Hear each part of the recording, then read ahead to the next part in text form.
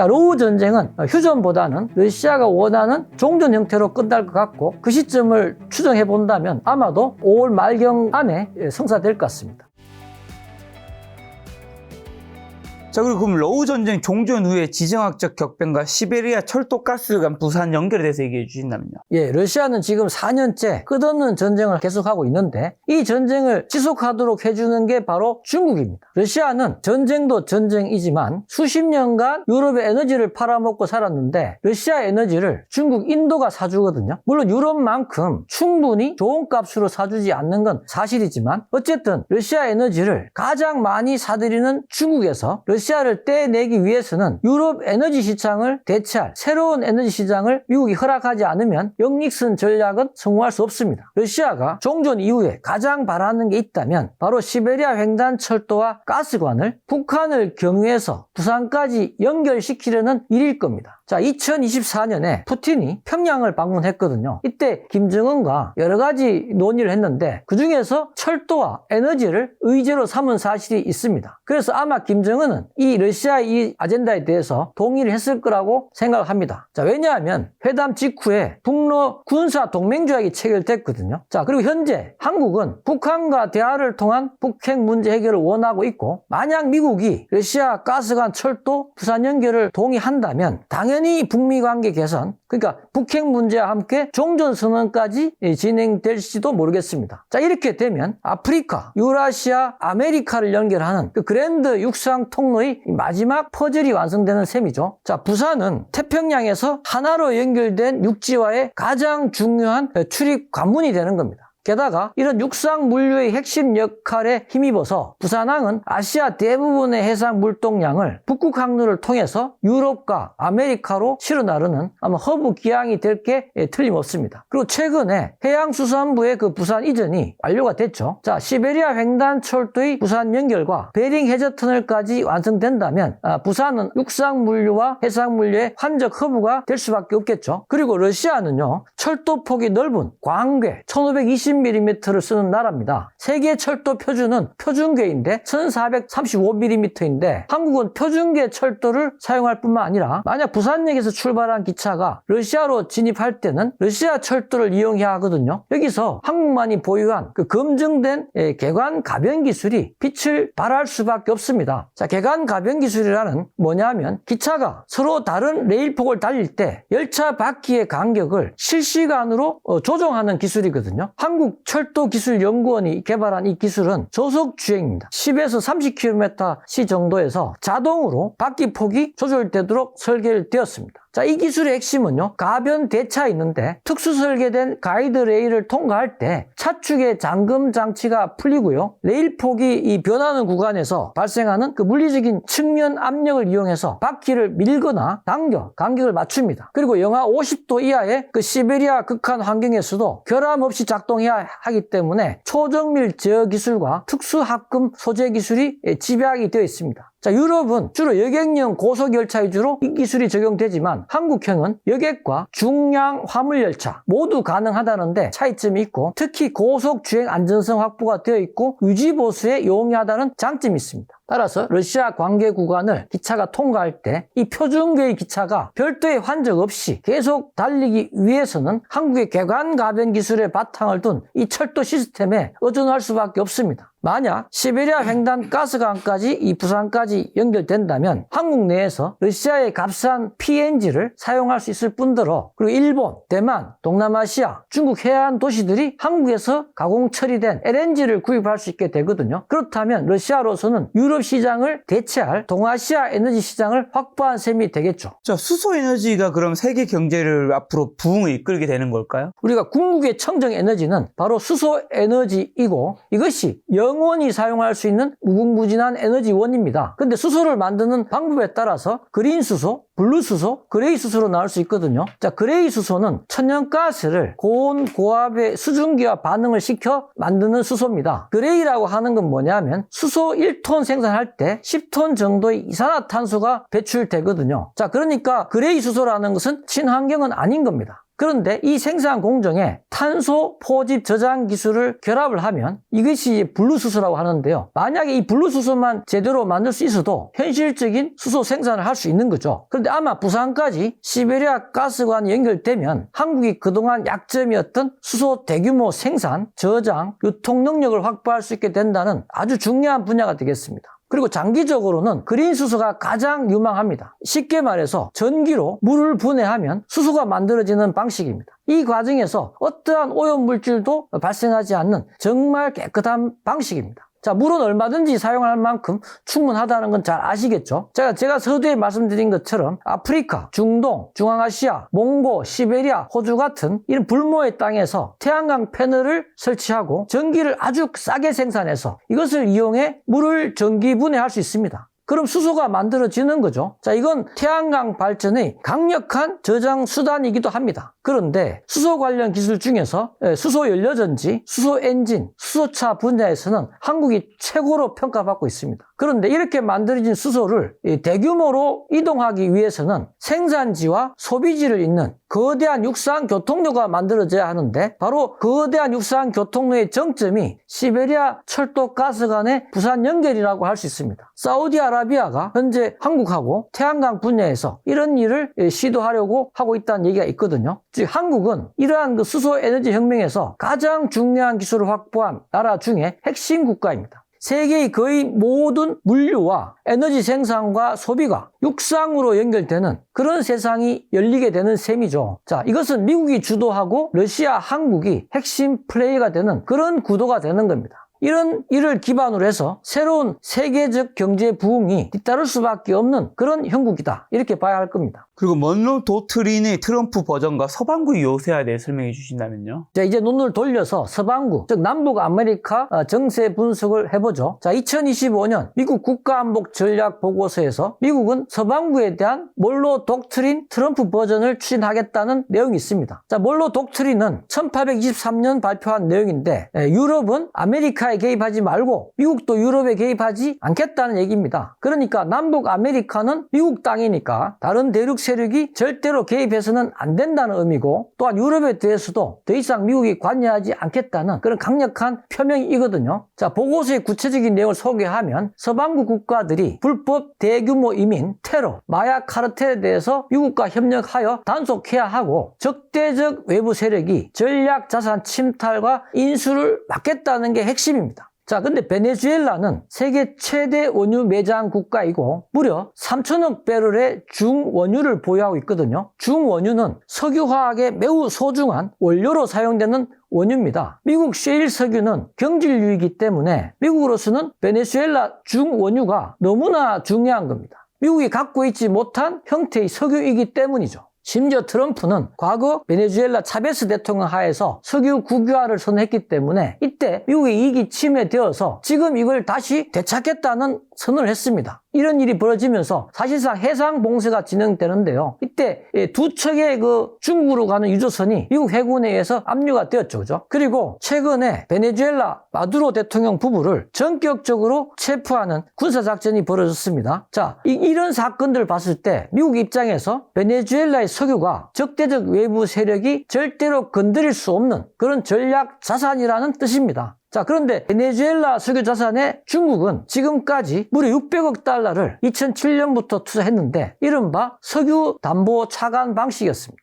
자, 중국에게는 중동의 이란과 남미의 베네수엘라가 가장 중요한 석유 공급국이었다라고 봐야 합니다. 이번 베네수엘라 사태는 중국의 아메리카 접근을 차단하겠다는 미국의 강력한 의지 표명이라고 결론 내려도 좋을 것 같습니다. 그리고 미국의 바로 아래에 있는 문제 국가가 쿠바인데요. 이 쿠바의 전력은 거의 100% 베네수엘라 석유를 이용해 발전을 한다고 하거든요. 하루에 지금 현재가 6시간에서 8시간 정도 전기가 공급이 된다고 하는데 그런데 베네수엘라 석유를 미국이 통제하면 쿠바도 더 이상 미국에게 저항하기가 매우 어렵습니다. 자, 이렇게 되면요. 멕시코, 중미, 멕시코만 카리브해 베네수엘라까지 완전히 미국 앞마당을 지키는 서방부 요새화가 거의 완성된다고 볼 수 있겠죠. 그리고 트럼프가 최근에 골든돔 프로젝트를 천명했습니다. 이것은 미국판 아이언돔을 넘어선 우주 기반의 무적 방패라고 볼 수 있습니다. 자, 미국 본토를 향해 날아오는 적성국의 미사일을 우주에서부터 완벽하게 차단하겠다는 거죠. 그러니까 미국의 최대 관심은 바로 북미와 중남미 전체에 대한 완벽한 방어체제, 즉 요새화라고 볼 수 있습니다. 자, 그런데 미국이 직면한 군사적 위기 중에 하나는 해군력의 쇠퇴입니다. 중국의 건함 속도와 양에 비해서 현저히 떨어진 건함 능력이 문제가 되고 있죠. 자, 지금 전 세계 바다의 패권을 모든 곳에서 다 유지하는 것은 미국의 현재와 미래 해군 역량을 감안했을 때 역부족이라는 것은 분명합니다. 그래서 유럽은 유럽인이, 아시아는 아시아인이 지키라는 그런 메시지를 계속해서 트럼프가 내보내는 거죠.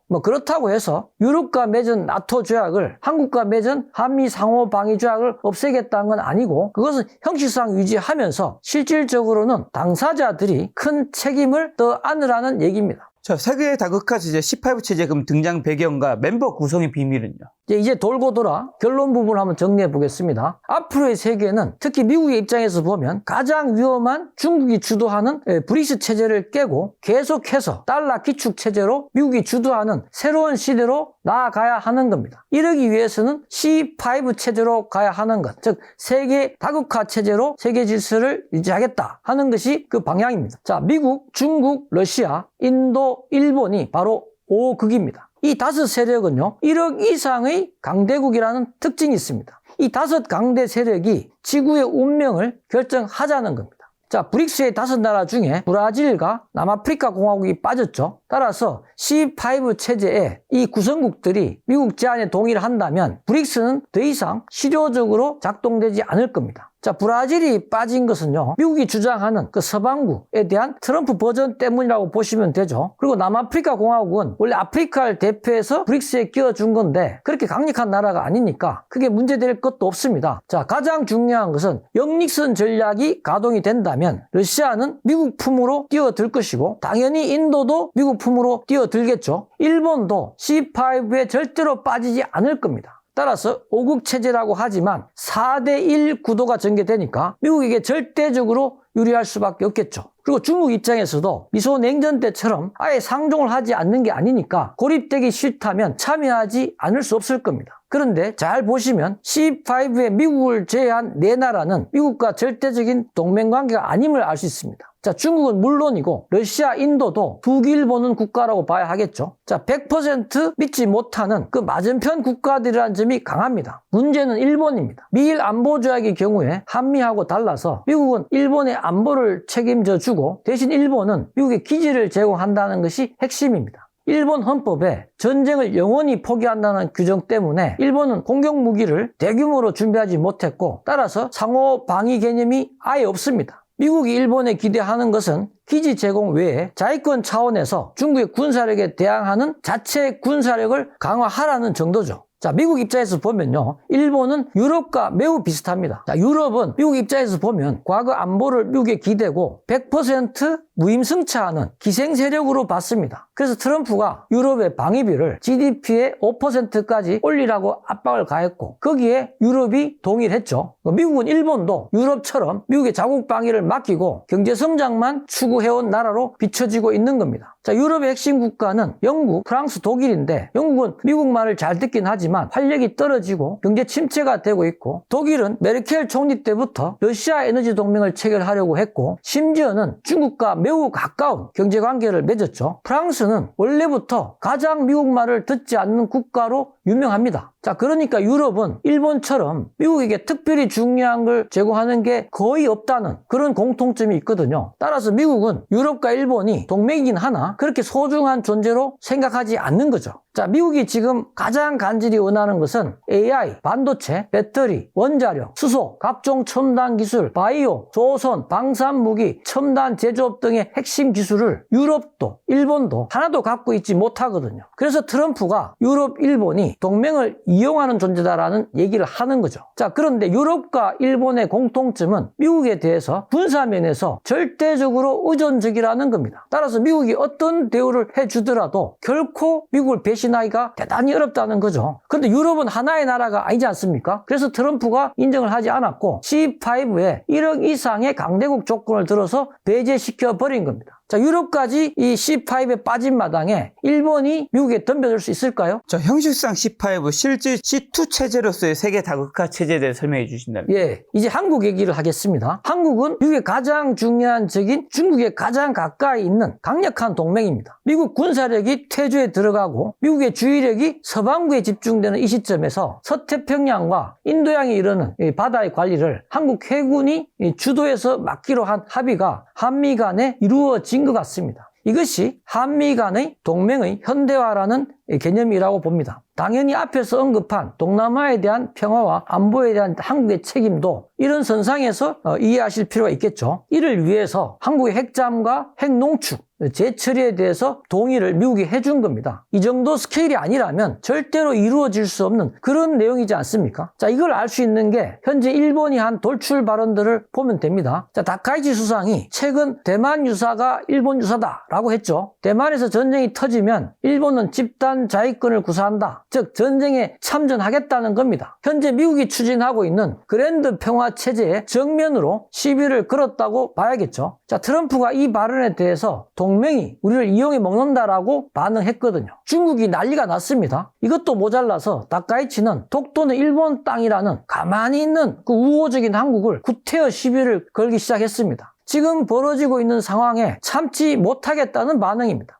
그리고 가장 최근에는 총리실 인물 한 명이 일본은 핵무기를 자체 개발해야 한다. 유사시 미국의 핵 우산을 믿을 수 없지 않느냐라는 극단적인 발언까지 했습니다. 물론 개인 입장이고 오프 더 레코드를 전제로 했다고 하지만 이 사안의 중요상 도저히 믿을 수 없는 얘기입니다. 자, 일본이 참을 수 없는 것은 바로 미국이 한국과 자신을 철저하게 차별 대우한다는 점 때문이죠. 일본은 자신보다 한국을 미국이 더 중시한다는 것을 제대로 납득하기 어려운 것 같습니다. 일본 정부 입장은요, 잘 이해가 될 것 같습니다. 근데 미국은 향후 새로운 다극화 세상을 미국이 주도하기 위해서는 가장 중요한 게 바로 한국과의 엄청난 글로벌 파트너십이라고 생각한 것 같습니다. 절대로 미국 단독으로는 이 다극화된 세상을 철저하게 장악할 수 없지만 한미가 2인 3각으로 하나의 체제로 움직일 때 무리 없이 세계 경영을 할 수 있다고 보는 게 틀림없습니다. 자, 예를 들어 보겠습니다. 미국의 중국 제압의 핵심은 바로 영닉슨 전략입니다. 이것은 중국 품에 있는 러시아를 떼어내는 것이죠. 이렇게 하려면 유럽을 대체할 동아시아 에너지 시장을 허락하는 수밖에 없고 그것은 시베리아 철도 가스관 부산 연결 외에는 방법이 없습니다. 자, 그러니까 한국의 동의 없이는 영닉슨 전략 불가능하죠. 그리고 북극 항로부터 말라카 해협, 인도양까지의 중국 해군을 한국 해군이 맡아주지 않는다면 해군력에서 밀릴 수밖에 없다고 미국은 판단했죠. 그래서 동남아 관리권도 넘기지 않았습니까? 경제 분야로 들어가면 더 심각합니다. 중국과의 기술 패권 경쟁에서 핵심은 반도체, 배터리, 바이오, 인공지능, 양자 컴퓨팅, 청정에너지 분야인데 만약 한국의 이 분야 기술들이 중국으로 넘어가면 미국의 기술 패권이 유지가 되겠습니까? 그리고 AI 혁명은 필연적으로 엄청난 전기에너지를 필요로 하고 이를 뒷받침하기 위해서 세계에 수백 개의 4세대 SMR 원전을 지어야 하는데 한국 기업 아니면요 이것을 세울 수 없게 됩니다. 그리고 궁극적인 청정에너지는 바로 수소에너지인데 한국은 현재도 수소연료전지와 수소엔진, 수소차, 수소기차 기술의 절대 강자이고 시베리아 가스관 철도가 부산 연결된다면 모든 대륙을 연결하는 육상교통로가 가능해지고 수소에너지의 신기원이 열리는 거죠. 그리고 미국의 재래식 군사 무기뿐만 아니라 유라시아 대륙에서 러시아, 중국 포위망의 국가들 모두가 한국 무기로 무장을 하고 있을 정도로 미국 조야에서는요 이 시대의 변기창은 한국이다라는 말이 나돌 정도입니다. 그래서 이 모든 걸 감안했을 때 미국은 한국을 별개의 극으로 보지 않고 한미 일체화를 시도하는 전략을 구사하고 있는 겁니다. 마스가 프로젝트, 반도체, 배터리, 로봇, 자동차, 각종 첨단 제조업에 미국의 대규모 투자를 유도한 거죠. 이것은 한국의 주요 대기업들과 미국이 일체화된다는 뜻입니다. 한국의 군대도 사실상 미군 사령관의 지휘를 받고 있기 때문에 한국 군대와 대기업이 미국과 일체화되고 있다고 볼 수 있습니다.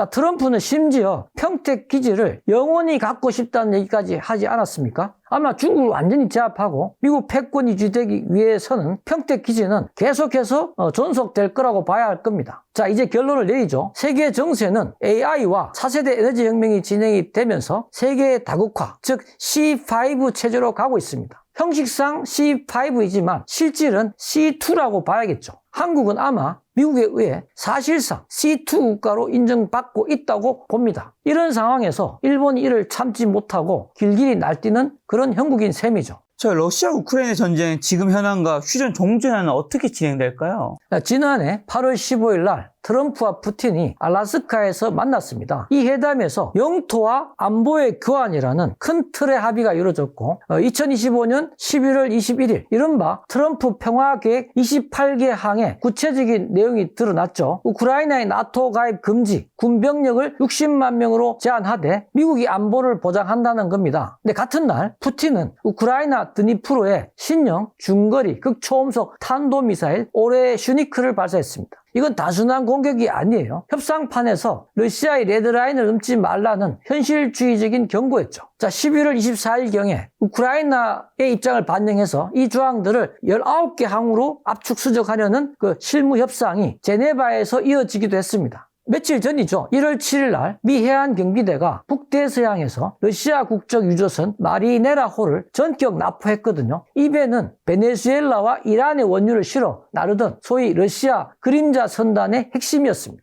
자, 트럼프는 영닉선 전략을 구사하면서도 푸틴 협상에서 너무 완고하게 나오니까 에너지 돈줄을 압류하는 채찍을 휘두른 겁니다. 현재 종전 협상은 관련 당사자 대다수가 90% 이상 합의가 된 상태로 보고 있거든요. 푸틴도 최근 러우 전쟁이 발발한 이유가 제거되었다라는 표현을 하기까지 했습니다. 자, 러우 전쟁은 휴전보다는 러시아가 원하는 종전 형태로 끝날 것 같고 그 시점을 추정해 본다면 아마도 올 5월 말경 안에 성사될 것 같습니다. 자, 근거를 든다면 2026년 7월 4일이 미국 건국 250주년 이어서 세계 평화를 강조하는 트럼프로서는 이 러우 전쟁을 아마 5월 말까지는 반드시 끝내려고 할 겁니다. 러시아로서도요, 우크라이나가 지금 자체 개발하는 사거리 3,000km 순항미사일 플라밍고가 본격 양산되는 시점이 2026년 상반기여서 이때까지 만약에 종전이 이루어지지 않으면 모스크바가 직접 타격받을 수도 있기 때문에 러시아로서도 끝낼 이유가 충분하거든요. 그리고 러시아는 현재 유럽 에너지 시장을 완전히 상실한 상태에서 고사 직전이고 전쟁 비용을 감당할 한계치에 다다른 러시아와 이 재건 특수를 노리는 미국 자본의 이해관계가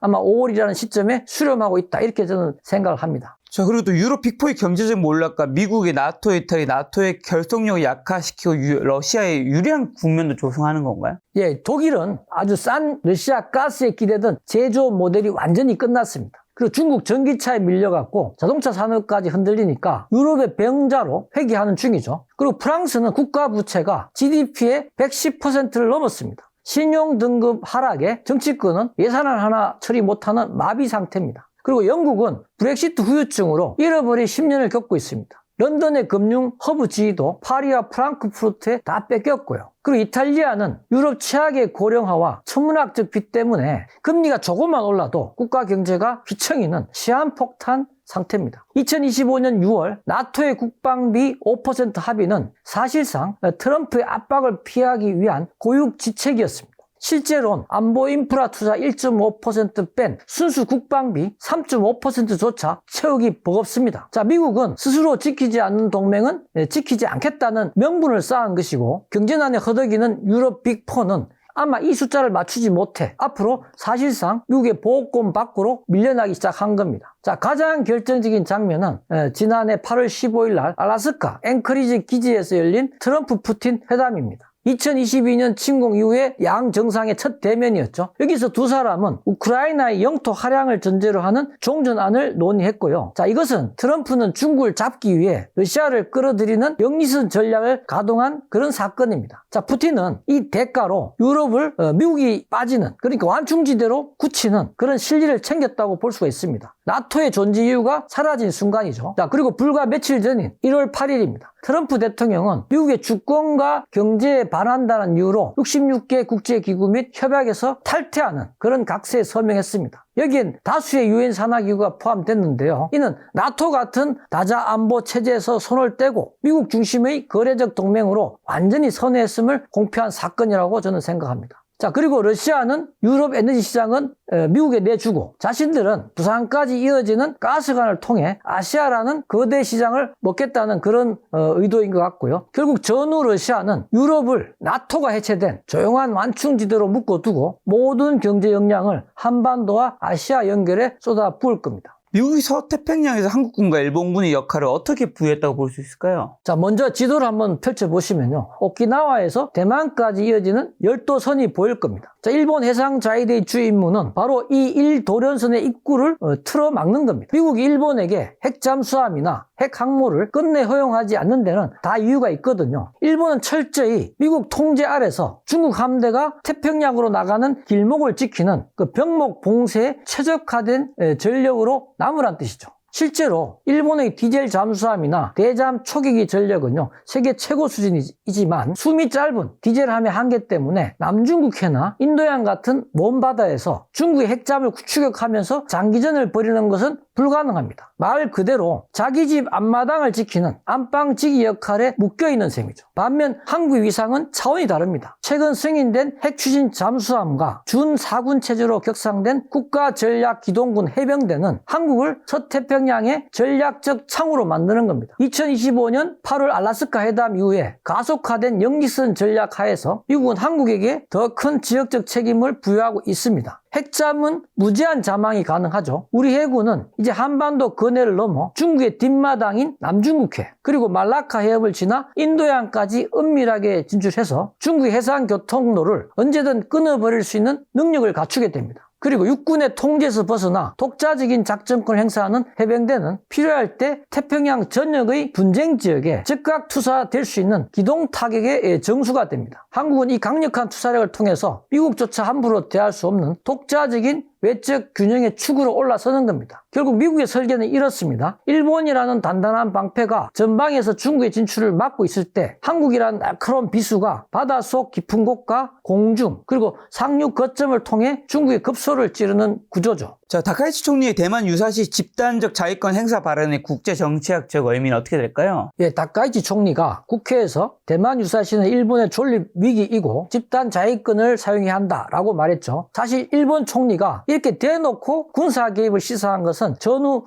처음 있는 일입니다. 자, 세 가지 포인트로 짚어드릴게요. 첫째, 이것은 일본이 전수방위라는 낡은 옷을 완전히 벗어 던지겠다는 선언입니다. 이제 일본은 자기 땅이 직접 공격받지 않아도 일본의 생존에 위협이 된다면 총을 들겠다는 논리를 완성한 겁니다. 자, 중국의 팽창이라는 거대한 도전에 일본이 무장한 보통 국가로 응전하겠다는 의지를 만천하에 공표한 셈이죠. 둘째, 트럼프 대통령의 C5 다국화 체제 내에서 자기 몸값을 높이려는 고도의 전략입니다. 트럼프는 지금 중국을 고립시키려고 러시아를 끌어들이려는 역lik선 전략을 짜고 있죠. 그런데 다카이치는 이 판에서 미국이 시키는 대로만 하는 조연이 되기 싫은 겁니다. 자, 우리도 대만 문제에 목숨 걸 준비가 돼 있으니 미국 당신들도 우리를 함부로 대하지 마라 라는 그런 무언의 압박인 거죠. 물론 트럼프는 판 깨지 마라며 불쾌했지만 결과적으로 일본의 존재감은 확실히 각인됐습니다. 셋째, 가장 중요한 것은 역시 국내 정치용 승부수였다는 겁니다. 오는 2월 조기 총선을 앞두고 다카이치는 이 발언 하나로 지지율을 70% 가까이 끌어올렸습니다.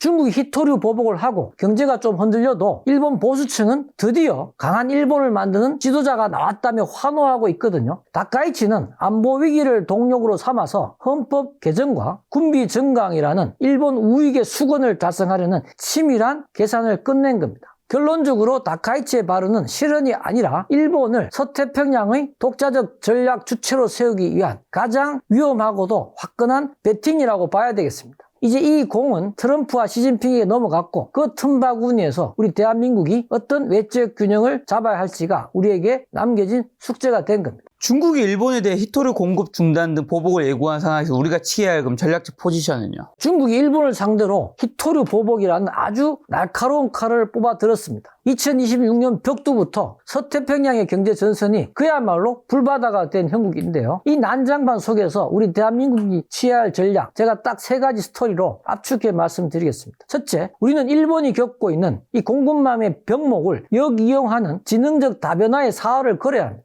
현재 우리의 기업들은 중국산 히토류를 일본에서 중간 가공해 들여오는 그런 구조에 많이 묶여 있거든요. 자, 중국이 일본을 때리면 우리도 같이 이제 멍이 드는 구조죠. 자, 지금이 바로 일본이라는 그런 경유지 없이 중국과 직접 협상하거나 호주, 베트남으로 공급망 지도를 완전히 새로 그릴 절호의 기회입니다. 실제로 최근 우리 정부가 중국과 공급망 협력을 약속하면서 실리적인 공간을 열어둔 것도 바로 이런 이유 때문입니다. 둘째로 트럼프 대통령의 이 C5 다국가 체제 내에서 가장 예측 가능한 파트너라는 그런 브랜드를 선점해야 합니다. 트럼프는 지금 대만 문제로 판을 흔드는 다카이치 총리를 향해서 동맹을 이용한다며 대단히 불쾌해하고 있습니다. 이때 우리는 일본처럼 돌발 행동을 하는 동맹이 아니라 핵잠과 전략기동군이라는 압도적인 실력을 갖추고 미국의 전략적 부담을 덜어주는 그런 준비된 동맹임을 각인시켜야 합니다. 일본이 중국과 감정적으로 치받으면서 자멸적인 소모전을 벌이는 사이에 우리는 냉정하게 미국의 가장 신뢰받는 전략적 비수자리를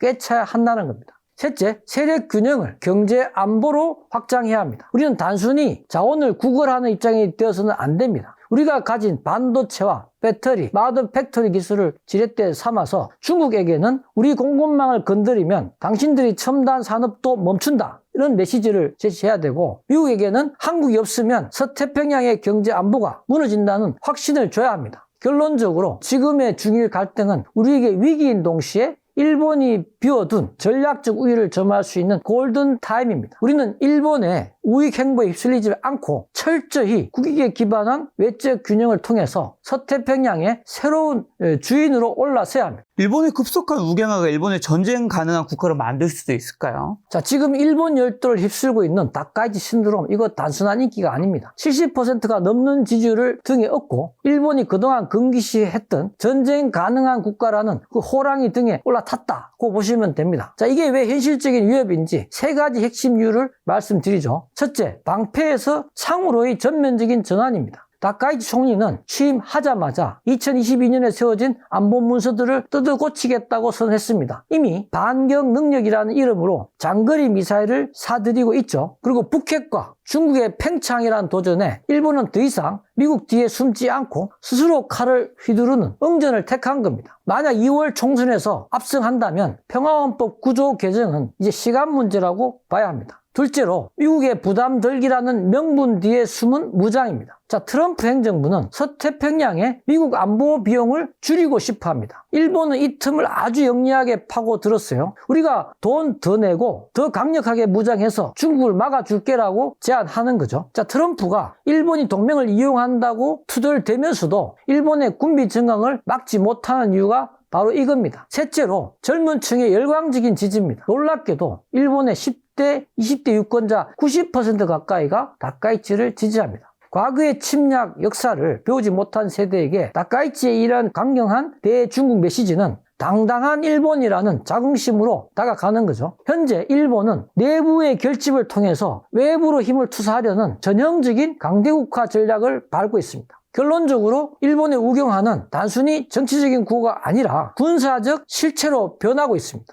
하지만 여기서 우리가 잊지 말아야 할 게 있습니다. 일본이 강해질수록 미국은 일본의 독주를 견제하기 위해 또 다른 파트너를 찾게 됩니다. 그게 바로 핵잠과 전략기동군을 준비하는 대한민국입니다. 일본이 우경화로 판을 흔들 때 우리는 냉철한 외적 균형을 통해서 그들이 비워둔 전략적 우위를 점해야 합니다. 일본의 폭주가 우리에게는 오히려 진정한 자주국방의 명분을 완성해주는 기회가 될 수 있다는 사실, 이 역설적인 국제 정치의 묘미를 우리는 놓치지 말아야 합니다. 자, 오늘의 이야기를 통해서 그러면 작가님께서 마지막으로 꼭 하시고 싶은 말씀이 있다면요? 자, 요즘의 국제 정세는 그야말로 시시각각 변화하고 있고 조금만 흐름을 놓친다면 세상이 어떻게 돌아가는지 도무지 이해하기 어렵습니다. 그러나 이런 복잡한 상황에서도 더 높은 곳에서 나무를 보기보다는 거대한 숲을 본다는 자세로 세상을 관찰한다면 다른 사람들이 이해하지 못하는 세상의 이치를 잘 깨달을 수 있을 것 같습니다. 자, 기회가 된다면 다가올 세상의 큰 변화를 우리 김작가 TV 구독자분들과 함께 하고 싶습니다. 자, 긴 내용이었는데 끝까지 잘 들어주셔서 고맙습니다. 네, 다음번에도 국제 정세에 다양한 이슈가 생기면 작가님 모시고 재밌는 이야기 한번 들어본 시간 또 가져보도록 하겠습니다. 오늘 만남의 손님은 김시열 작가님이었습니다. 지금까지 소중한 시간